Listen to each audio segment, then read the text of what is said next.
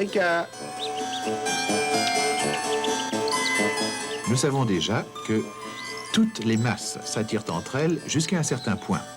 La Terre, elle-même d'une masse très importante, exerce une très grande force d'attraction, appelée la force de gravité, qui attire tous les objets vers elle selon une accélération d'approximativement 10 mètres par seconde par seconde. La force de gravité agissant sur une masse de 100 grammes est appelée 1 newton. Et maintenant, du poids et de la masse. Si quelqu'un demande « Qu'est-ce que c'est un newton ?» Eh oui, on peut lui présenter une pomme, ou également 2 balles de golf, ou une petite pile de torches électriques, parce que tous ces objets ont une masse d'environ 100 grammes. Et quand la Terre les attire avec une accélération de 10 mètres par seconde, on peut dire que la force de gravité agissant sur eux est d'1 newton, ou que la pomme, les 2 balles de golf et la pile sont toutes attirées vers la Terre par une force d'1 newton.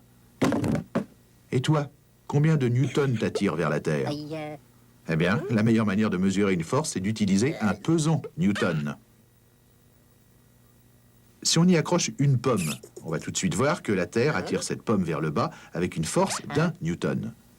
Et si on te suspend au peson, là, on s'aperçoit que la Terre t'attire avec une force de, voyons ça, environ 600 newtons. Ce qui fait que maintenant, nous savons combien tu pèses.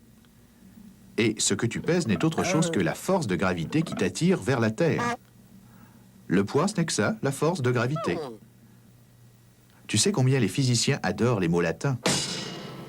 Alors, gravité vient de gravitas, qui est simplement le mot latin pour poids. Mais toi, tu te croyais peser en kilogrammes, n'est-ce pas?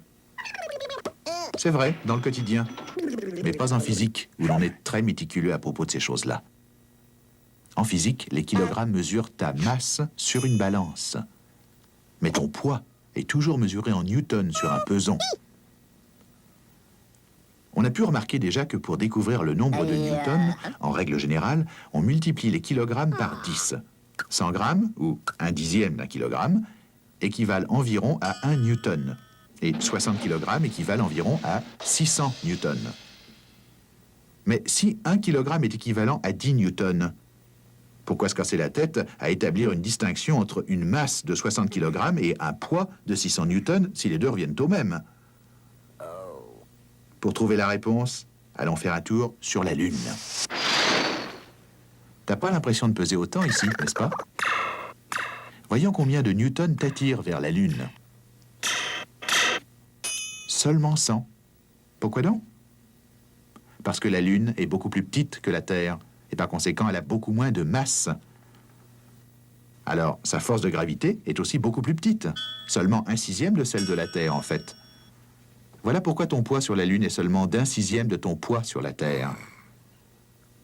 Et ta masse, maintenant? Sur Terre, elle était de 60 kg. De combien serait-elle sur la Lune? 60 kg. Exactement la même, bien sûr. Tu ne rapetisses pas en allant sur la Lune. Toi, tu ne changes pas. Seulement la force de gravité, et par conséquent, ton poids change.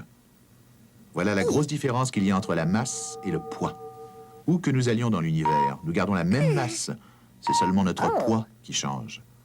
Alors tu vois, mon bonhomme, si tu crois que tu n'as pas la ligne, ne mange pas tant. Tu devrais t'inscrire au club des Mass Watchers, parce que tu as un problème de masse. Mais si tout ce que tu souhaites, c'est perdre du poids, alors, va faire un tour sur la Lune.